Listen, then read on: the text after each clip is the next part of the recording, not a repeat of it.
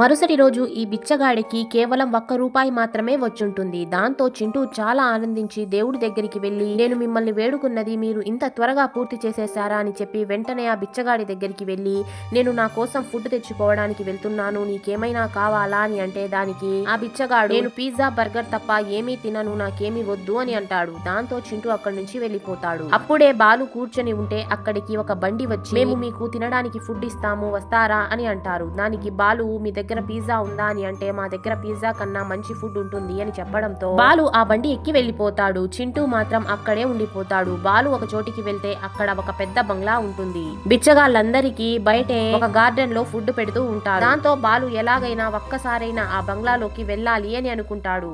బిచ్చగాళ్ళందరూ కడుపు నిండా అన్నం తింటారు. అందరూ అక్కడి నుంచి వెళ్లిపోతూ ఉంటే బాలు మాత్రం ఎవరికీ తెలియకుండా ఆ బంగ్లాలోకి వెళ్లిపోతాడు.